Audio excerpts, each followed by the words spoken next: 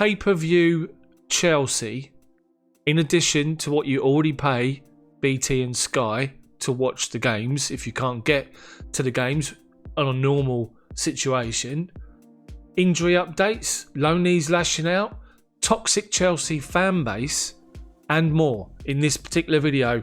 Stay tuned to the end. Make sure you like and subscribe. I'm Chels Daft, and let's get cracking.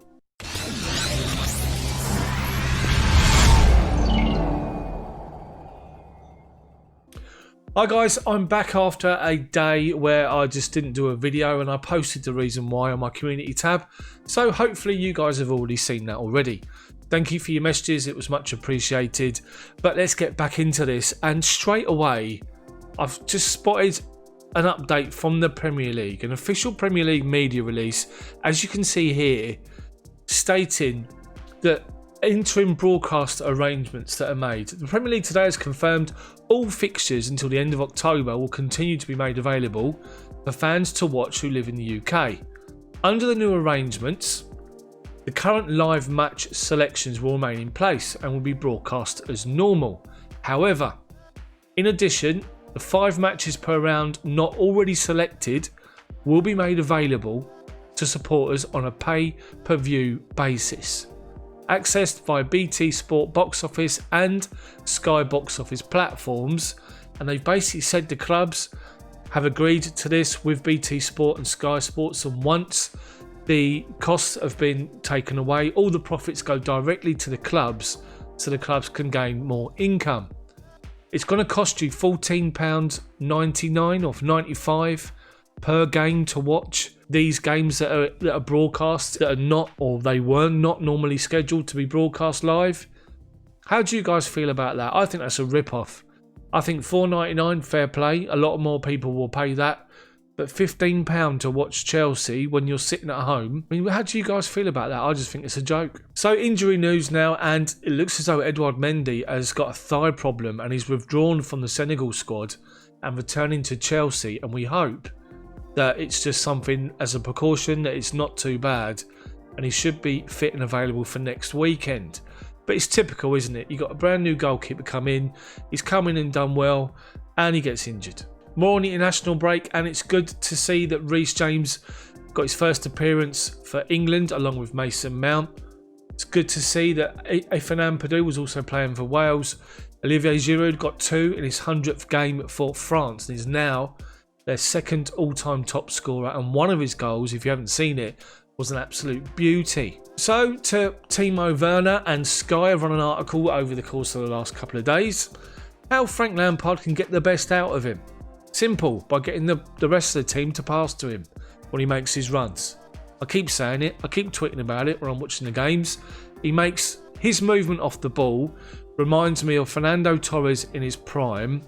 I remember being at the ground, being in the Matthew Harding lower when Chelsea were playing Liverpool. I remember that time when it was every year in the Champions League. There was a game where we actually beat Liverpool when we went through.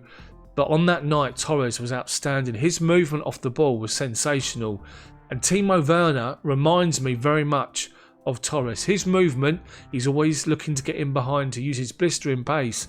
And I have to say, he's been ignored. The players are playing too slow, or just knocking it side to side, or going from one to another.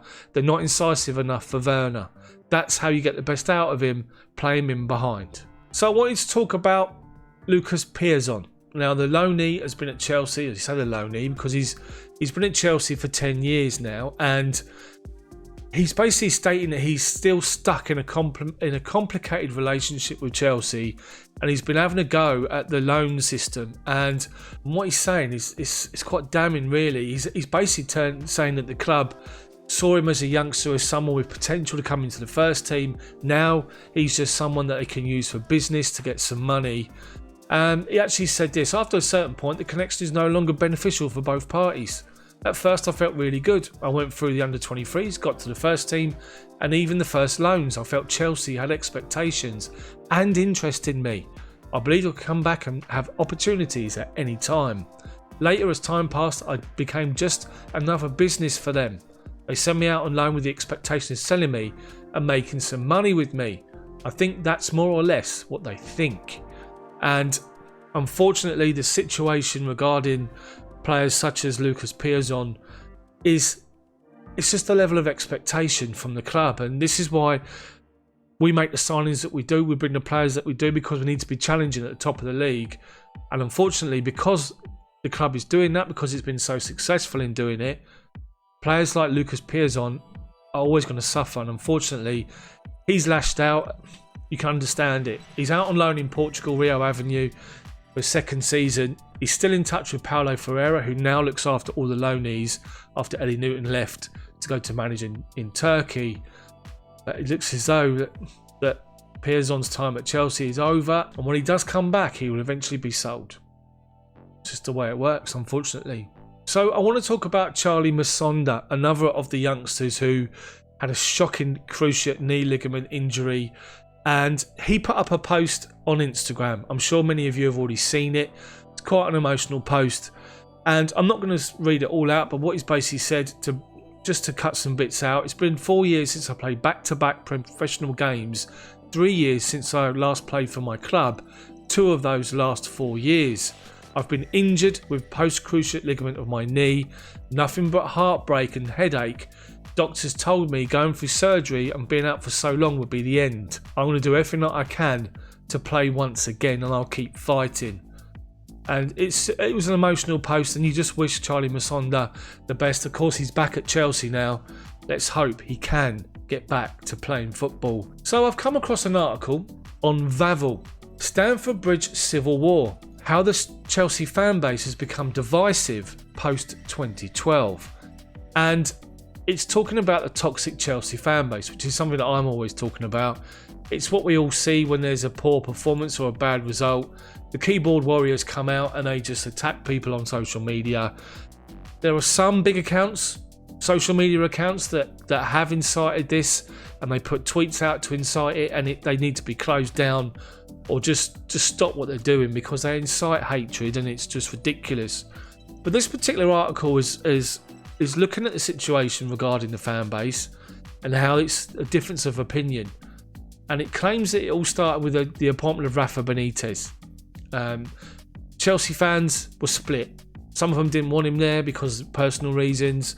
Some people respect him as a manager and thought he could do a job. And it's basically talking about that. It's going through the whole Benitez situation. It goes through the Antonio Conte situation. And just some excerpts that I've taken from this particular article, which is interesting. It basically says at the end of the day, it's near impossible to have the opinion of every Chelsea fan be similar, because people support Chelsea for different reasons. For regular match-going fans, they want the culture and the atmosphere around the club to be consistent. It's what they've always known. Something that is not particularly helped by the tourism, event-centric nature of the marketing of games and tickets to games, which is a fair comment. On the other hand, the international fans and others who do not have a privilege to attend the games on a regular basis often have a different experience with how and why they support Chelsea. A lot have grown up with Chelsea as one of the best teams in the world, and their expectations are sometimes greater on the club to perform. They want to see the players on show and the club competing for trophies, and see things on the pitch to get excited about. All these factors can never be combined into something completely harmonious, because everyone is entitled to their own opinion and everyone wants different things from the club they support. That being said, what all the Chelsea fans have in common is that desire to support the team and for the team to be the best they can. And with that, the fan base would hopefully lose some of its recent toxicity. That's interesting. What do you think about the article and the points made? The difference between regular match-going fans, international fans as the article calls it, and what do you guys think of the toxic Chelsea fan base? It's just something that I just want to put out there. A lot of people go to town, a lot of people go well overboard, and I just wanted to get your take on it. So that's it from me today for this particular video on Friday the 9th of October. Thank you so much for watching. Post your comments in the comments section below. Let me know anything that's been discussed in the video, your thoughts on it. Post your comments, smash the like button for me, and then subscribe to the channel if you haven't done so already. Make sure you hit the bell for notifications though, so you don't miss when my videos come out. Make sure you stay tuned to check out more content from my channel listed here. But thank you guys so much for watching. Thank you for your continued support, over 11,500 subscribers now. The channel's growing, exactly what it needed. Thank you again. Have a good weekend. See you all tomorrow.